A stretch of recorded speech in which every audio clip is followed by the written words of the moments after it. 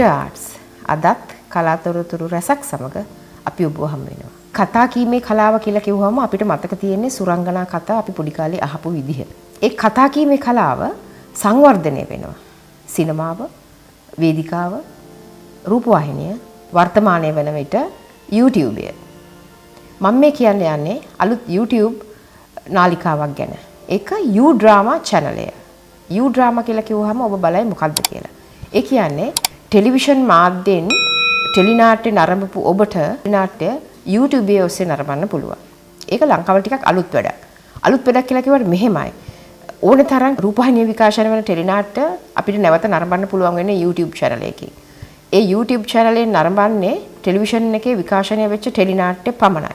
නමුත් මේ U Drama channel එක කියලා කියන්නේ YouTube සඳහාම නිර්මාණය කරන ලද නාට්‍ය විකාශනය වෙන channel එකක්. වර්තමානයේ ගොඩක් වෙලාවට ටෙලිනාට්‍ය නිර්මාණය කරලා අපිට නාලිකාවකින් විකාශය කරගන්න බැරි ප්‍රශ්න වලට මුහුණ දෙනවා නිෂ්පාදකයන්ට නිර්මාණකරුවන්ට. ඒකේ තවත් පැත්තක් තියෙනවා. නිර්මාණකරුවෙකුට ටෙලිනාට්‍යයක් නිර්මාණය කරලා විකාශය කරගන්න පුදුමාකාර දුකක් විඳින්න සිද්ධ වෙනවා. සමහර වෙලාවට අල්ලස් දෙන්න සිද්ධ වෙනවා. ඒක ප්‍රසිද්ධ රහසක්. එවැනි බාධා කිසිවක් නැතුව U Drama channel එක ඔස්සේ නාට්‍ය විකාශනය කරන්න පුළුවන්. එම U Drama channel එකෙන් ඔබට රෝසවිලා නම් U Drama එක නරඹන්න පුළුවන්. ඒ රෝසවිලා U Drama සෑම සතියකම සඳුදා සහ බ්‍රහස්පතින්දා සවස 5ට නරඹන්න පුළුවන්. ඒ රෝසවිලා U Drama රංගපාන්නේ තුලිකා මාරපන, සරත් කොතලාවල, කැලුම් ශ්‍රී, සේනක විජේසිංහ, සරත් කරුණාරත්න, නිමල් ජයසිංහ ඇතුළු නළු නිළියන් රසක් ඒක රංගපානවා. නිෂ්පාදනය කරලා තියෙන්නේ වෝටර්මාක් ක්‍රියේෂන් සහ කෞෂි සිරිවර්ධන. තිරපිටපත ලියලා තියෙන්නේ අසංක සායක්කාර. ඒක අධ්‍යක්ෂණය කරලා තියෙන්නේ සමුර්දි රණසිංහ. ඉතින් අපි මේ අලුත් අත්දැකීම විඳ ගන්න කියලා ඔබට ආරාධනා කරනවා.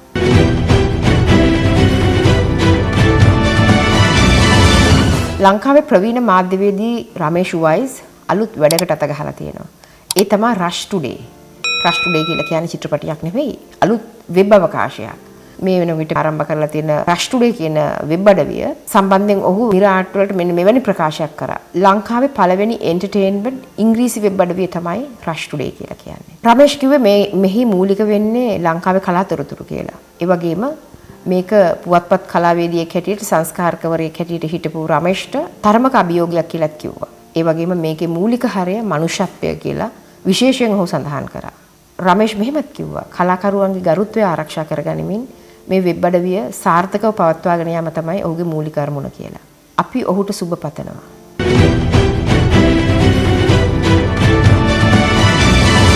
මනමේ සහ සිංහබාහු නොබලපු කෙනෙක් නෑ. ඔබ දන්නවා මනමේ සහ සිංහබාහු කිව්වහම මහාචාර්ය එදිරිවීර සරච්චන්ද්‍රයන් තමයි මේ නිර්මාණකරුවා. මහාචාර්ය එදිරිවීර සරච්චන්ද්‍රයන්ගේ 25 වෙනි ගුණ සමරුව පසුගිය 16 වෙනිදාට යෙදিলা තිබුණා. ඒ කියන්නේ අගෝස්තු 16 වෙනිදාට.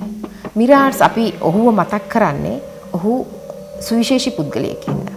1956 වසරේ මනමේ නාටක නිෂ්පාදනයේ වූදා සිට මේ දක්වා කාලය ගත වෙලා තිනවා වසර 50ක්. නාඩගම්, කෝලම්, වැදි නැටුම් මේ සියල්ල මනවින් හදාරලා රෂෝමන් කතාව, චුල්ල දනුද්දර ජාතකය ඇසුරු කරගෙන තමයි 1956 වසරේ ලංකා විශ්වවිද්‍යාලයේ සිංහල නාට්‍ය අනුමණ්ඩලය මගින් කොළඹ ලයනල් වෙන්ට් රංගහලේදී මනමේ කියන වේදිකා නාට්‍ය වේදිකාගත කරේ. මේ වේදිකා නාට්‍යයේ ට්‍රිලිෂා බේකෝන්, Edmund Wijesinghe, Benedict Sirimanna, Charles Silva Gunasinghe යන අය රංගනෙන් දායක වුණා. ඒකම සිංහබාහු ගැන කතා කරනකොට 1961 වසරේ මහාචාර්ය සරච්චන්ද්‍රයන් විසින් නිෂ්පාදිත සිංහබාහු නාටකය ප්‍රථම වරට පේරාදෙණිය සරසවියේදී රඟ දැක්වුවා. ඒ ලංකාවේ විතරක් නෙවෙයි මේ දූපතෙන් එහත් හුඟක් ජනප්‍රිය වුණා. ඒ වගේම මහාචාර්ය සරච්චන්ද්‍රයන් විශිෂ්ට ලේඛකයෙක්. ඔහු සාහිත්‍යදරයෙක්. මහාචාර්ය එදිරිවීර සරච්චන්ද්‍රන්ගේ නවකතා, කෙටි කතා මෙන්ම ශාස්ත්‍රීය ග්‍රන්ථ රාශියක් ලියලා තියෙනවා. කාලයාගේ ඇවෑමෙන්, මායා රූප, රූප සුන්දරී, ගෘහණීය උපාසිකාව හා මිදිය එතුමාගේ කෙටි කතා. ඒ කෙටි කතා අතරින් කිහිපයක් විතරයි. මලගේ ඇත්තෝ, මලවුන්ගේ අවුරුදුදා, වල්මත් වී හසරක් නොදුටිමි, ලොකු පුතා නොහොත් බඳුලගේ පරාවර්තනය, හෙට එච්චර කලවර නෑ, විලාසිනිකගේ ප්‍රේමය හෙවත් චම්පු කාව්‍ය එතුමාගේ නවකතා අතර හුඟක් ප්‍රසිද්ධයි. මහාචාර්ය සරච්චන්ද්‍රයන් මනමේ සිංහබාහු විතරක් නෙවෙයි, පබාවති, බහින කලාව, වඳින්න ගිය දේවාලය, එළුව ගිහින් මෙලවාවා, කදාවලලු, හස්සිකාන්ත මන්තරේ, මහාසාර, ප්‍රේමතෝ ජයති සෝකෝ, බවකඩ තුරාව, ලෝමහංස වැනි නාට්‍ය රසක් ඔහු නිෂ්පාදනය කරලා තියෙනවා. ශාස්ත්‍රීය ග්‍රන්ථ අතර අපේ විත්ති, සාහිත්‍ය විද්‍යාව, සිංහල නවකතාව, කල්පනාලෝකය, නාට්‍ය ගවේෂණය, අසම්පූර්ණ චාරිකා සටහන්, සිංහල ගැමි නාටකයේ වෙස් මුහුණද සැබෑ මුහුණද සහ ධර්මිෂ්ඨ සමාජය අපේ රටේ හුඟක් දෙනා කියවපු පොත්. ඒකම පින් ඇති සරසවි වරමක් දෙන්නේ කියලා කියන්නේ මහාචාර්ය සරච්චන්ද්‍රයන්ගේ ස්වයං ලිඛිත චරිතාපදානයයි. 1996 අගෝස්තු මාසේ 16 වෙනිදා තමයි එතුමා තම දිවිසැරිය නිමා කළේ. අපි එතුමාව ගෞරවයෙන් සිහිපත් කරනවා.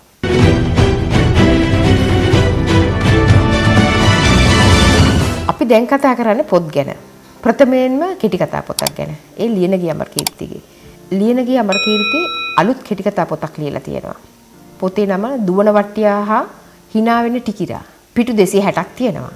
මිල රුපියල් 580යි. කෙටි කතා 10කින් සමන්විත මෙම කෙටි කතා සංග්‍රහය විදර්ශන පොත් මැදුරෙන් ඔබට ඇණවුම් කරන්න පුළුවන්.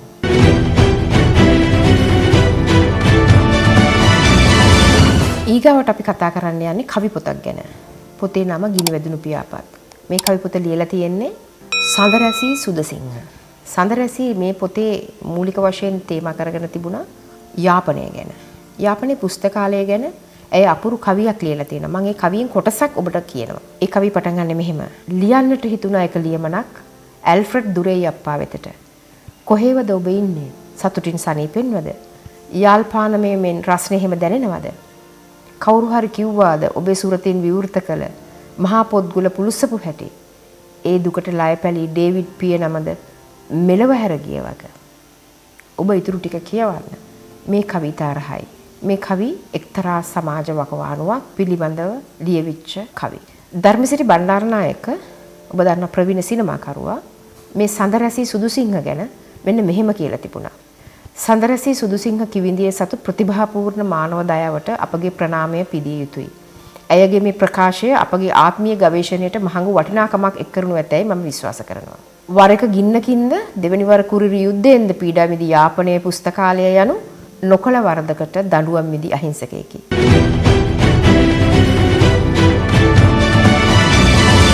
මේ සැරේ තවත් කලාතුරතුරක් ඔබට කියනවා ඒ චිත්‍ර කලාව ගැන. දිලීප ජීවන්තගේ චිත්‍ර ඇතුළත් My Faces චිත්‍ර ප්‍රදර්ශනය අගෝස්තු මාසයේ පටන් ගත්තා. ඒක සැප්තැම්බර් මාසේ 2 වෙනිදා වෙනකම් පැරඩයිස් රෝඩ් කලාගාරයේදී උදේ 10 ඉඳලා රස විඳින්න පුළුවන්. දිලීප ජීවන්තගේ චිත්‍ර ගැන කතා කරනකොට තරුණ චිත්‍ර ශිල්පීන් අතර දිලීප ඔහුටම ආවෙනික හැඩයක් තමයි ඔහුගේ නිර්මාණ තුළින් ඉදිරිපත් කරන්නේ. මම හිතන්නේ ඔබට මේක අලුත් අත්දැකීමක් වේවි. මේ චිත්‍ර ගිහින් නරඹන්න. නරඹන්න නෙවෙයි ඇත්තටම රස විඳින්න. ඒක ඔබට සැහැල්ලුවක් ගෙන දේවි, සතුටක් ගෙන දේවි.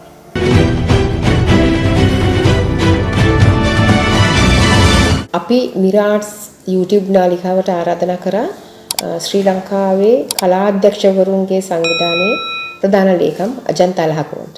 අජන්ත බොහොම ස්තුතියි අද මිරාට්ස් වෙනුවෙන් මෙතන ආවට. ඇත්තටම අජන්තව අපි මෙතෙන්ට කැඳෙව්වේ විශේෂ කාරණයක් එක්ක. ඒ තමයි හුඟක් අය කතා කරන්නේ මේ කොරෝනා අර්බුදය හමුවේ සිනමාකරුවන්ට, ටෙලි නාට්‍ය වෘත්තිකයන්ට සහ වේදිකා නාට්‍ය වෘත්තිකයන්ට ඒ වගේ අයට සිදු වෙලා තියෙන ප්‍රශ්න පිළිබඳව. ජනප්‍රිය ධාරාවේ අය සම්බන්ධයෙන් තමයි හුඟක් අය කතා කරන්නේ. මේ තිරෙන් පිටුපස කැමරාවෙන් පිටුපස ඉන්න අයත් එක්ක බොහෝ වෙලාවට ඒ අයගේ ප්‍රශ්න ගැන කතා කරනවා හුඟක් අඩුයි. මම ඒකට ප්‍රස්තුතියක් හැටියට හිමාලි සෙවරන්ගේ මුහුණු පොතට එක් කරලා තිබුණා රූපගත කිරීම නවත්තන්න කියලා. එයා කාටද මේක කියලා තියෙන්නේ? ඉහළ බලධාරීන්ට. ඒගොල්ලෝ ආයතන වලට බැඳිලා ඉන්නවා. මොන හේතුවක් මත හරි ඒ ටෙලි නාට්‍ය වල රඟපාන්න උන්ට සිද්ධ වෙලා තියෙනවා. ඉතින් මෙන්න මේ අර්බුදකාරී හමුවේ මම අද අජන්ත අලහකෝන්ට ආරාධනා කරේ අපිත් එක්ක ඇවිල්ලා කැමරාවෙන් පිටිපස්සේ ඉන්න වෘත්තිකයන් හැටියට ඒ අය මුණ දෙන ප්‍රශ්න ගැන කතා කරන්න කියලා. ඉතින් අජන්ත අපි කතා කරමු අජන්ත ඇත්තටම මේ තිරෙන් පිටිපස්සේ ඉන්න මේ වෘත්තිකයන්ට මොන වගේ ප්‍රශ්න ගොඩකටද මුණ දෙන්න සිද්ධ වෙලා තියෙන මේ කොරෝනා අර්බුදයත් එක්ක. මුලින්ම මම ස්තුතිවන්ත වෙනවා මිරාට්ස් YouTube channel එකට මාව මෙතනට කැඳෙව්වට. මම හිතන්නේ මේක අපි ඒ කර්මාන්තයක් විදිහට ටෙලි නාට්‍ය කලාව, සිනමා කලාව කර්මාන්තයක් විදිහට පිළි අරගෙන තියෙන තත්ත්වයක් යටතේ රජයට බලපෑම් කරන එක මම හිතන්නේ ඒක ප්‍රායෝගිකයි. නමුත් මේ මොහොතේ අපි ඔක්කොමලා දන්නවා රජයත් කොරෝනා වෛරසය සම්බන්ධ ගොඩාක් දේවල් අත්හැරලා තියෙන. දැන් අපිට මේ ප්‍රායෝගිකව යන විදිහත් එක්ක අපිට තේරෙනවා ඒගොල්ලෝ අසමත් වෙලා තියෙනවා මේකට මුහුණ දෙන්න. ඒ නිසා අපි දැක්ක පහුගිය දවස්වල දෙවියන්ටත් බාර කරලා තිබ්බා. දැන් මේක මෙතනින් එහාට දෙවියන්ට තමයි බාර වෙන්නේ කියන එක. ඒ කියන්නේ ඒගොල්ලෝ අසමත්. දැන් ඉතින් දෙවියන්ගේ පිට තමයි කියන එක. එහෙම තත්ත්වයක් යටතේ මම කියන්නේ රජයෙන් මේක නවත්තලා දෙන්නයි කියන එක රජයට කොහෙත්ම දාලා නැහැ. ටෙලි ඩ්‍රාමා සම්බන්ධයෙන් සිනමාව සම්බන්ධයෙන් මැදිහත් වෙන්න මම කියන්නේ රජයට රජයේ කාර්යභාරයවත් කොරෝනා සම්බන්ධයෙන් කරගන්න බැරි තත්ත්වයක් යටතේ රජය කොහොමත් මේ ටෙලි නාට්‍ය නවත්තන්න මේ මැදිහත් වෙන්නේ නැහැ කීයටවත්. ඒ නිසා මම කියන්නේ මේක අපේ ප්‍රශ්නයක් කරගමු අපි. දැන් මම නිදහස් වෘත්තිකයෙක් විදියට තමයි මේ කටයුතු කරන්නේ. මම කොතනවත් බැඳිලා නැහැ. ඒ නිසා මට හිතුණු තීරණ ගන්න පුළුවන්. නමුත් දැන් මේ පංගුවක් අය ඉන්නවා ටෙලි නාට්‍ය ක්‍රමය එක්ක ගැට ගැහිච්ච අය. ඇත්තටම කලාවක් කියන තැනින් එහාට ගිහිල්ලා දැන් වෙළඳ අරමුණ එක්කනේ රාජ්‍ය පෞද්ගලික සියලුම channel මේක ගෙනියන්නේ කෙලින්ම වෙළඳ අරමුණු බලාපොරොත්තුෙන් ලාභේ. ඒ නිසා ඒගොල්ලෝ කරන්නේ මලමිනි උඩින් හරි ඒගොල්ලන්ගේ ලාභේ බලාපොරොත්තුෙන් ඒගොල්ලන්ට මේ නළු නිලියට කොරෝනා හැදුනද නැද්ද කියන එක ඒගොල්ලන්ට අදාළ නැහැ. කලාවේ අවාසනාවට කවුරු හරි මිය ගියොත් ඒගොල්ලන්ට තියෙන්නේ මල් වැඩමක් එවලා අපේ ශෝකය කියලා එවලා ඊගාවට මල් වැඩම තියලා ගිහිල්ලා මේ ෂූටින් කරන්න. ඊට පස්සේ ඒගොල්ලන්ට ලේසි ඒගොල්ලන්ගේ යන සිස්ටම් එකත් එක්ක පිටපත වෙනස් කරගන්න ලේසි ඒ චරිතය අයින් කරලා. ඒක අපි අවබෝධ කරගන්න ඕනේ. ඒ නිසා අපේ පෞරුෂයක් අපි පෞරුෂයක් අදා ගන්න ඕනේ.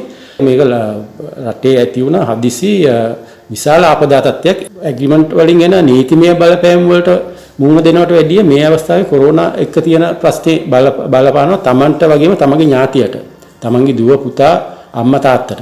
ඒ නිසා ඇග්‍රීමන්ට් ප්‍රශ්නේ දෙවනෝ හිතලා තමන්ගේ ආරක්ෂාව ගැන හිතන්න වෙනවා. තමන්ට ඒක ගැන බිය හැඟීමක් තියෙනවා නම් ඉතින් ඒක තමන්ගේ අතේ තියෙන තීරණය. තමන් බය නම් තමන්ට පෞරුෂයක් තියෙන්න ඕනේ. නෑ මම මට එන්න වෙන්නේ මේ ඒකට වෙන පිළිමයක් යොදාගන්න කියන එක. මොකෝ තමන්ගේ හැකියාව තියෙනවා නම් තමන් නියලන ශ්‍රේෂ්ඨ සම්බන්ධ හැකියාව තියෙනවා නම් මම හිතන්නේ මේ තමන්ගේ තීරණයක් ගන්න බය වෙන්න ඕනේ නෑ. මම ඉන්නේ ඒ අදහසේ. ඒ නිසා මම සියලුම අයට කියන්නේ මේක අනිත් එක මේක එකතු වෙලා ගන්න ඕන තීරණයක්. දැන් මම එක නිලියක් මේක අකමැති වුණොත් මම එන්නේ නැහැ කියලා ඒ වෙනුවට තව නිලියක් ඒ චරිතයට ආදේශ වෙනවා නම් ඒක තමයි මේකේ ලොකුම අර්බුදය. ඒ නිසා මේක එකමුතුව මුහුණ දෙන්න ඕන ප්‍රශ්නයක් මේ කලා ශ්‍රේෂ්ඨයේ සියලු දෙනා. ඒකත් එක්ක මම කියන්නේ ඒක තමන්ගේ අතේ තියෙන එකක්. මේක රජ්‍යයට බාර දෙන්නවත් මේ නෙමෙයි. මම කියන්නේ channel වලට බය වෙන්න ඕනේ නැහැ කියන එක. ඒකත් එක්ක ඔබ හැවුවා අර අපේ කාර්මික ශිල්පීන් තිරෙන් පිටිපස මූණු පේන්නේ නැති පිරිස සම්බන්ධයෙන් මේ ඒක ලොකු ඛේදවාචකයක්. ඒ ඛේදවාචකේ අපි හොඳටම අත්දැක්කේ ගියවර දෙවනි රැල්ල හෝ පළවෙනි රැල්ලේදී කොරෝනා රැල්ලේදී රජයෙන් යෝජනා කෙරුවා ණය කලාකරුවන්ට ණය ව්‍යාපෘතියක්. ඒකෙදී 75ක් වගේ මූණු තියන අයට තමයි ඒගොල්ලන්ගේ ගොඩක් අයගේ ගොඩක් විස්තර හෙව්වෙත් නැහැ. මොකෝ ඒගොල්ලෝ කලාකරුවෝ කියලා අච්චු ගහලානේ තියෙන්නේ මූණ. ඒ නිසා අපේ ශේෂ්ත්‍රයේ අයට අපිට ලොකු ගැටලුවක් වුණා. අපේ අය ගත්තෙත් නෑ, ගොඩක් අය ගන්න අවස්ථාව හම්බුන්නේ ඒක ලොකු ඛේදවාචකයක්. මොකෝ ඒක පිළිගැනීමක් නැහැ. කලාක අධ්‍යක්ෂකවරයෙක් කිව්වම ඒගොල්ලෝ පංගුවක් බැංකු දන්නෙත් නැහැ. බැංකු නෙමෙයි රටේම තත්ත්වය ඕකයි. මේකප් ආටිස්ට් කෙනෙක්ට වුණත් ඕකයි. කැමරා ශිල්පියෙකුට වුණත් ඕකයි. ඒ නිසා ඕක තමයි තත්ත්වය. ඒකට මුහුණ දෙන්න මම කියන්නේ අපිට මේ අර මං කලින් කිව්වා වගේ මේක කර්මාන්තයක් බවට පත් කරගන්න ඕනේ අපි. කාර්මික ශිල්පීන්ට හඬක් නගන්න පුළුවන්. මම හිතන්නේ මේක කර්මාන්තයක් විදියට ලංකාවේ ස්ථාපිත වුණොත් ඉතින් ඒ වෙනුවෙන් අපි කලා අධ්‍යක්ෂකවරුන්ගේ සංසදය විදියට අපි ඒ වෙනුවෙන් ලොකු උත්සාහයක් යෙදෙනවා කර්මාන්තයක් තත්ත්වයට මේක පත් කරගන්න. ඊට පස්සේ එතනින් පස්සේ අපිට පුළුවන් මොකද්ද ඒකට අපි කරන්න කියන. ඔව් අජන්ත මම මේ වෙලාවේ දැනගන්න කැමතියි. ඇත්තටම දැන් ඔබ අපි වගේ ස්වාධීනව වැඩ කරන වෘත්තිකයන්ට සිද්ධ වෙලා තියෙනවා මේ වසංගත තත්ත්වයක් එක්ක ඊටාම දුෂ්කරතාවයන්ට මුහුණ දෙන්න. ඒ මුහුණ දෙන එක ඇතුළතදී තව මේ වගේ වසංගත එන්න පුළුවන්, ආපදා එන්න පුළුවන්, මේ වගේ දුෂ්කරතාවලට අපිට මුහුණ දෙන්න වෙන්න පුළුවන්. එහෙමනම් අපිට මේක පාඩමක් කරගෙන අපිට අවස්ථාවක් තියෙනව නේද? අපි කොහොමද ඉස්සරහට මේ වෘත්තිකයන් ආර්ථික සුරක්ෂිතතාවය ඇති කරගන්න ඕනේ කියලා. මෙහෙමයි මේ ප්‍රශ්නේ කොරෝනා ප්‍රශ්නේ ඇවිල්ලා දැන් අවුරුද්දකටත් වැඩි. නමුත් අපි අවබෝධයෙන් ඉන්නවා මේකට සහනාධාර රජයේ සහනාධාර ඕවා ණය බලාපොරොත්තු නොවි අපි මොකක් හරි මේකට ස්ථිර විසඳුමක් හොයාගන්න ඕනේ අනාගතයට. අපි හිතන්නේ තරුණ ඊගාවට එන පරම්පරාව වෙන අපි වුණා තව අවුරුදු 5කින් විතර මේකෙන් ඉවත් වෙයි. නමුත් අපි අපේ උත්සාහය අපි මොකක් හරි මේ මාර්ගයක් හදලා තියලා යන්න. මොකෝ කර්මාන්තයක් විදියට මේක ස්ථාපිත වුණාට පස්සේ අපිට ගොඩාක් දේවල් නීත්‍යානුකූලව කරගන්න පුළුවන් තත්ත්වයක් තියෙනවා. ඒක ඇතුලේ අපිට අපේ ආදායම් තත්ත්වය අපි වැඩ කරද්දී අපිට අපේ ගෙවීම් සම්බන්ධයෙන් අපිට කතා කරන්න පුළුවන් හඬක් නගන්න පුළුවන් ශක්තියක් එනවා. ඒකත් එක්ක මම කියන්නේ මේ වෘත්තීය සමිති මට්ටමේ නෙමෙයි. නමුත් මේක ඊට පස්සේ අපිට කම්කරු අමාත්‍යාංශ කම්කරු දෙපාර්තමේන්තුව හරහා සම්බන්ධ වෙන්න පුළුවන් හැකියාවක් තියෙනවා මේ කර්මාන්තයක් විදියට ස්ථාපිත වුණාට පස්සේ. හොඳයි අජන්ත, අපිත් එක්ක කතා බහට එක්වීම ගැන වාට නැවතත් ස්තුතිවන්ත වෙනවා. ඇත්ත වශයෙන්ම කියනවා නම් ලංකාවේ සිනමාවට වසර 75ක් පිරීමට නියමිතයි ලබන අවුරුද්දේ ජනවාරි 21 වෙනිදාට. තාම සිනමාව කර්මාන්තයක් හැටියට රාජ්‍ය පිළිගැනීමක් නැහැ. ඒ වගේම ටෙලිවිෂන් කර්මාන්තයට අවුරුදු 35ක් 40ක් විතර වෙනවා. තාමත් මේ ටෙලිවිෂන් වෘත්තිය රජයේ වෘත්තියක් හැටියට පිළිගැනීමක් නැහැ. මෙවන් තත්වයක් ඇතුලේ අපිට සිද්ධ වෙලා තියෙනවා සිනමාව සහ ටෙලිවිෂන් කර්මාන්තය රාජ්‍ය තුල කර්මාන්තයක් හැටියට පිළිගැනීමක් ලබා ගන්න. පළමුව කළ යුත්තේ එයයි. ඉන්පසුව තමයි සියලුම කලාකරුවන්ට වෘත්තිකයන්ට තමන් නිරත වෙලා ඉන්න වෘත්තිය ඇතුලේ තමන්ගේ සැබෑ අයිතිවාසිකම ලබා ගන්න පුළුවන් වෙන්නේ. රජයට කියන්න තියෙන්නේ මේකට රාජ්‍ය කර්මාන්තයක් හැටියට පිළිගැනීම ලබා දෙන්න කියන එක විතරයි. වෘත්තිකයන්ට තියන්නේ මේ කොරෝනා අර්බුදය හැමුවේ තමන්ගේ ආරක්ෂාව තමන් සලසා ගැනීම පමණයි.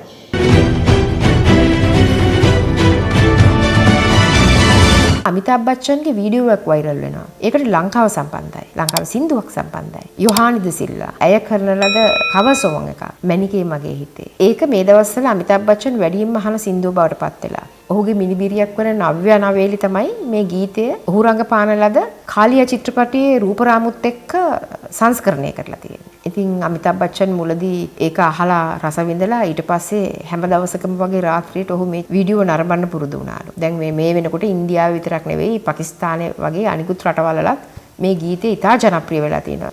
YouTube එකෙන් මේ ගීතය නැරඹුම් වාර මිලියන 30 ඉක්මවලා තියෙනවා. ඉතින් ලංකාවේ මෙවැනි ගීතයක් ඉන්දියාවේ ජනප්‍රිය වීම කියලා කියන්නේ අපිට සතුටු වෙන්න පුළුවන් කාරණයක්. අපේ ගීත මේ දූපතෙන් එහා අහනවා කියලා අපිට ඇහෙනකොට අපිට දැනෙන සතුට. ඒ ගීතයේ අර්ථය, රසය, ඒක කුමක් වුවත් අපේ ලංකාවේ දෙයක්. ලංකාවේ දූපතෙන් එළියට ගිහලා රස විඳිනකොට ලාංකිකයෝ හැටියට සතුටු වෙන්න පුළුවන්.